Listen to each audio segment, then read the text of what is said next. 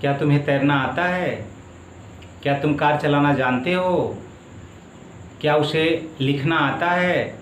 तो इस प्रकार का जो सेंटेंस है, इस प्रकार के सेंटेंस का आज हम अनुवाद करना सीखेंगे।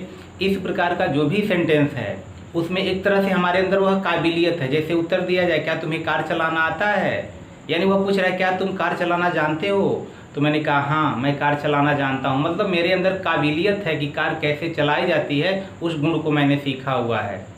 तो इस प्रकार के सेंटेंस का आज हम अनुवाद करना सीखेंगे। तो इसके रूल को देखते हैं। तो इसमें जनरली जो होता है यह हाउ टू के प्रयोग से बनता है। हाउ टू यह इन्फिनेटिव के अंतर्गत आता है।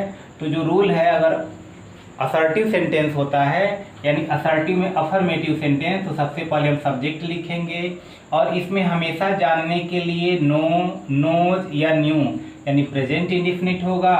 सिंगुलर नंबर है तब तो नोज लगेगा, यानी नो में यस या यस जोड़ देते हैं तो यस जोड़ेंगे इसमें। उसके बाद अगर वही सब्जेक्ट प्लूरल नंबर में होगा तब तो हम नो करते हैं। वही अगर सेंटेंस जो है यानी टेंस पास्ट इंडिफिनिट में होता है तो वर्ब का फर्स्ट फॉर्म लग जाएगा। फिर उसके बाद हाउ टू का प्रयोग करते हैं, वर्ब फर्स्ट फॉर्म, फिर अदर वर्ड लिख देते हैं। जैसे सेंटेंस है कि मुझे तैरना आता है, इसका जो सेंस है कि मैं तैरना जानता हूँ, यानी मैं जानता हूँ कि कैसे तैरते हैं या कैसे तैरा जाता है। तो इसका अगर हम अनुवाद बनाते हैं तो इसका अनुवाद हो जाएगा आई प्रेजेंट इंडिफिनिट में है और आई के साथ हमेशा नो लगता है, यस या यस नहीं जोड़ते हैं। तो आई नो मैं जानता हूँ, तो क्या जानता हूँ। अब इसके बाद तुरंत हमको हाउ टू का प्रयोग कर देना है, तो ये हो जाएगा हाउ टू और टू के तुरंत बाद हमको वर्ब फर्स्ट फॉर्म लिख देना है। तो क्या जानते हो, तो तैरना, तो तैरने की अंग्रेजी हो जाएगी स्विम, यानी I know how to swim, मैं जानता हूँ कि कैसे तैरा जाता है, यानी मुझे तैरना आता है या मैं तैरना जानता हूँ। अगला सेंटेंस है कि उसे कार चलाना आता है, फिर प्रेजेंट इंडिफिनिट में है, सिंगुलर नंबर है, तो यहाँ हो जाएगा ही शी। दोनों में से अगर ये पता होगा कि अगर यह मैस्कुलिन जेंडर है तो ही, फेमिनिन जेंडर है तो शी, दोनों में से कोई लगा सकते हैं। फिर यहाँ आता है मतलब इसका है कि वह कार चलाना जानता है या जानती है, तो इसके अनुसार यहाँ पे नो। अब यहाँ ही सिंगुलर नंबर में है, प्रेजेंट इंडिफिनिट है तो यस जोड़ देंगे। उसके तुरंत बाद हमको हाउ टू का प्रयोग करना है, ये हो गया हाउ टू। अब क्या जानता है, तो कार चलाना, तो हो गया ड्राइव द कार, ये हो गया he knows how to drive the car.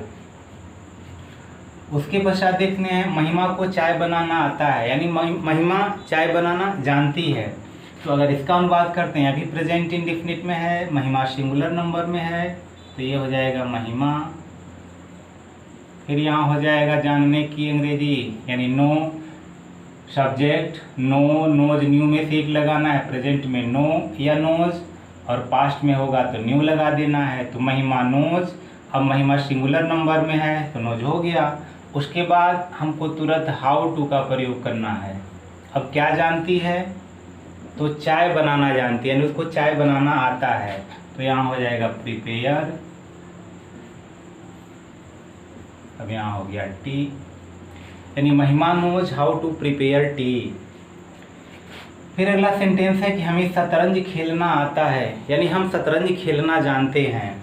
तो अगर हमको इसको अनुवाद करना है तो ये हो जाएगा वी प्लूरल नंबर में है, प्रेजेंट इंडिफिनिट है, तो यानी यहाँ केवल नो होगा, यस नहीं जोड़ेंगे, प्लूरल नंबर में एस नहीं जोड़ेंगे।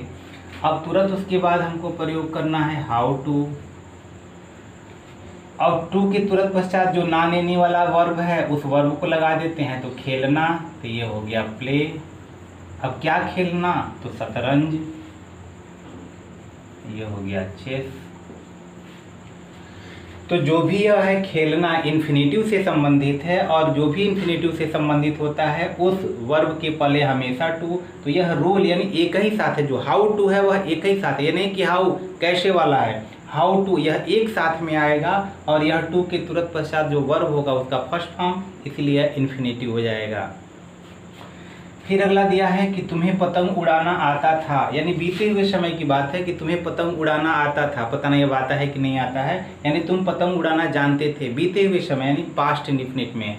तो पास्ट इंडिफिनिट के लिए हमेशा सब सिंगुलर नंबर हो सब्जेक्ट या प्लूरल नंबर हो, सबके साथ वर्ब का सेकेंड फॉर्म लगाते हैं। तो तुम्हें, तो ये हो गया यू, और वर्ब सेकेंड फॉर्म, तो ये हो जाएगा KNEW।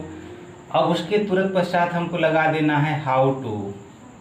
फिर क्या लगाना है, वर्ब फर्स्ट फॉर्म, तो वर्ब है उड़ाना, तो ये हो जाएगा फ्लाई। अब क्या उड़ाना जानते हो, जानते थे, तो ये है पतंग।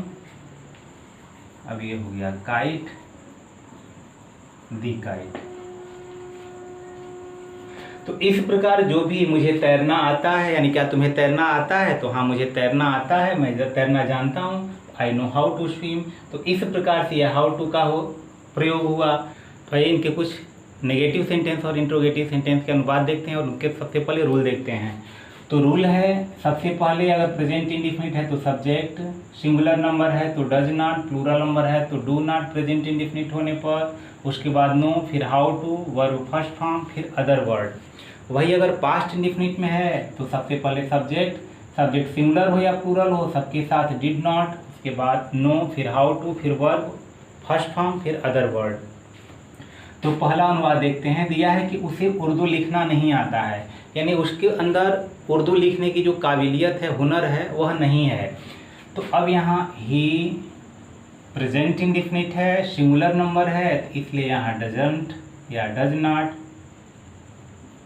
तुरंत उसके बाद लिख देना है नो, उसके बाद लिख देना है हाउ टू, तो ये हो गया हाउ टू। वर्ब है लिखना, तो ये हो जाएगा राइट, फर्स्ट फॉर्म लिखना है। अब क्या लिखना नहीं आता है, तो उर्दू, तो यहाँ उर्दू लिख देंगे, फुल स्टॉप लग गया। फिर अगला सेंटेंस है कि मैं किसी को धोखा देना नहीं जानता हूँ, यानी मुझे किसी को धोखा देना नहीं आता है। तो अगर इसका अनुवाद बनाते हैं तो यह भी प्रेजेंट इंडिफिनिट में है, तो आई के साथ हमेशा डू नॉट प्रेजेंट इंडिफिनिट होने पर। उसके बाद तुरंत हमको नो लगाना है, आई डू नॉट नो या आई डोंट नो। उसके बाद तुरंत हमको लगाना है how to, verb first form, तो वर्ब फर्स्ट फॉर्म यहाँ धोखा देना, धोखा देना की अंग्रेजी हो जाएगी डिसीव। उसके बाद बचा हुआ है किसी को, तो किसी के लिए एनीवन या एनीबडी, तो ये हो गया एनीवन, फुल स्टॉप लग जाएगा। फिर अगला सेंटेंस है कि तुम्हें प्रार्थना पत्र लिखना नहीं आता था। अब यहाँ ध्यान देना है कि यह पास्ट इंडिफिनिट में है, तो पास्ट इंडिफिनिट होने पर अब यहाँ डिड नॉट का प्रयोग करना है। तो अब ये हो गया यू, सिंगुलर नंबर हो या प्लूरल नंबर सबके साथ डिड नॉट का प्रयोग करना है, तो ये हो गया did not. Verb first form, तो ये हो गया नो। इसके तुरंत बाद हाउ टू, उसके बाद लिखना, तो ये हो गया राइट।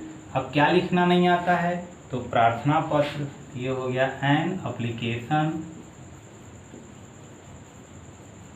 ये हो गया एप्लीकेशन, कि तुम्हें एप्लीकेशन लिखना नहीं आता था।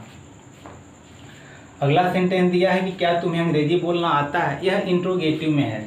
तो इंट्रोगेटिव होने पर जो यह डू, डज या डिड है, यह उठ करके सब्जेक्ट के पहले आ जाएगा। अगर कोई भी क्या से प्रारंभ होने वाला हिंदी का जो भी सेंटेंस होगा, सहायक क्रिया उठ करके पहले आ जाता है। तो जैसे दिया है क्या तुम्हें अंग्रेजी बोलना आता है, तो तुम्हें यानी यू प्रेजेंट इंडिफिनिट है, प्लूरल नंबर में है, तो इसलिए सबसे पहले इसके हमको डू लगाना होगा, तो डू यू। अब यहाँ तुरंत लिख देना है नो, यानी यह उठ करके पहले, फिर सब्जेक्ट, फिर नॉट, फिर नो, तो नेगेटिव है नहीं, उसके बाद नो, फिर लगा देना है हाउ टू। बोलना, तो ये हो जाएगा स्पीक। अब क्या बोलना, तो दिया अंग्रेजी, तो यहाँ हो जाएगा इंग्लिश, और यहाँ क्वेश्चन मार्क, यानी do you know how to speak English, क्या तुम्हें अंग्रेजी बोलना आता था या आता है। जो भी होगा, अगर पास्ट में होगा तो डिड हो जाएगा, प्रेजेंट में है तो डू हो गया है। तो इस प्रकार हम हाउ टू के प्रयोग से इस प्रकार के जो भी सेंटेंस है उसका अनुवाद कर सकते हैं। तो आशा करते हैं वीडियो आपको समझ में आया होगा। तो अगर समझ में आया होगा तो निश्चित रूप से वीडियो को लाइक कीजिए, इस वीडियो को अपने मित्रों में शेयर कीजिए। अगर अब तक आपने चैनल को सब्सक्राइब नहीं किया तो सब्सक्राइब कीजिए। फिर मिलते हैं किसी अन्य वीडियो में, तब तक के लिए